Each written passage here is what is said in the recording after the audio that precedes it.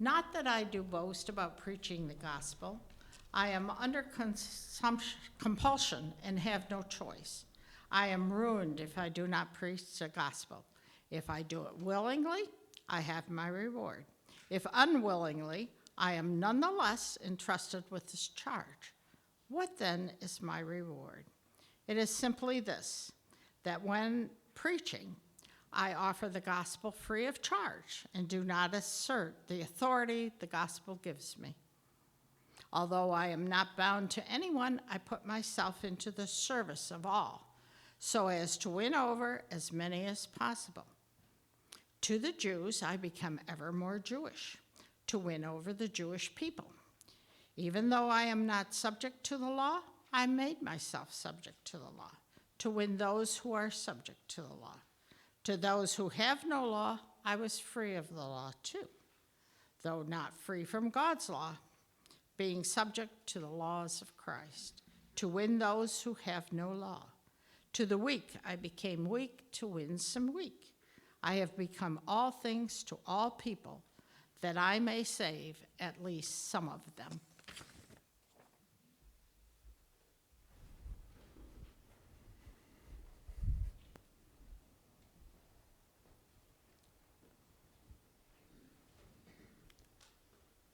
A couple months ago, I received an invitation from the editor of Gathering magazine to write a couple paragraphs about my favorite liturgical word.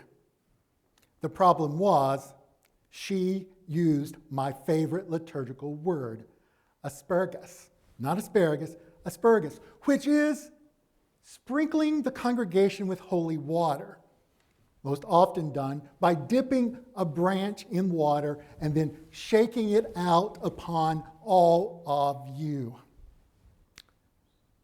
But I wasn't going to be outdone. So I thought almost until the deadline about what my word would be. And suddenly I decided upon insufflation and its opposite of exsufflation. And I wrote the following as a definition: full of religious hot air. Opposite of exfoliation, a liturgical blowout. The minister's sermon was an insufflation. They preached for over an hour. Since the insufflated sermon continued well beyond the lunch hour, the congregation departed to find nourishment before the minister realized that their sermon was an exsufflation. I wrote in jest. Insufflation and exfoliation are ancient and archaic liturgical words, especially among Protestants and many other Christian traditions. Insufflation was the practice of a minister blowing the Spirit into a baptismal candidate, while an exfoliation was the act of exorcism in which the minister would blow the evil spirits out of a person. And so I continued. It is not likely that there will be a revival of these two liturgical practices within the United Church tradition. Can you imagine your minister or me taking a deep breath and blowing in an infant's mouth before baptizing it? How would one address notorious bad breath? Would 21st century exfoliations be akin to a liturgical Heimlich maneuver? Would seminaries be required to train and certify that ministers are qualified to practice exsufflations? So many questions. There are a lot of words that we use in worship, that we use in seminary, that we use in church, that others have no idea what we are saying. But it's not just for us churchy folks. Perhaps you've had that experience. Perhaps you're meeting with your financial advisor and they use words to describe the stock market. I roll my eyes and try to pretend I understand what they are saying.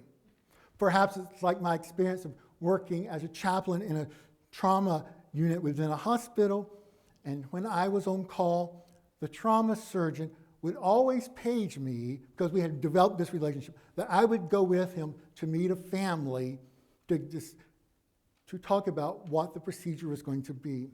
Now, the doctor would always use a mouthful sounding to me, that sounded a bit like gibberish. And then after it was all over, I would stop and say, "Doctor, can you explain this so we understand what you just said?" And then he would use language that the family could understand. What always surprised me was that he knew what the question was going to be, but I was his prompt, which would help coax out a better understanding. There are so many words that we use that others have no idea what we are saying. For example, when I was in seminary, my theology professor wrote a book called Doxology, about this thick, and it was the hardest book I've ever read.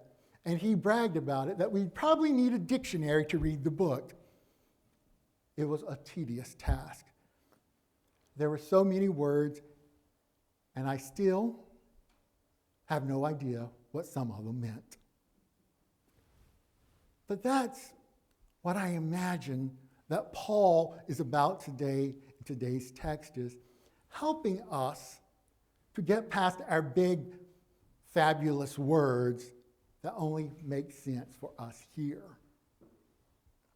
When Peter talks about being all things to all people, it's not a sermon about how your pastor should be all things to all people and be great at everything that you need. But it is a call for us as people of God to be able to offer the gospel for free.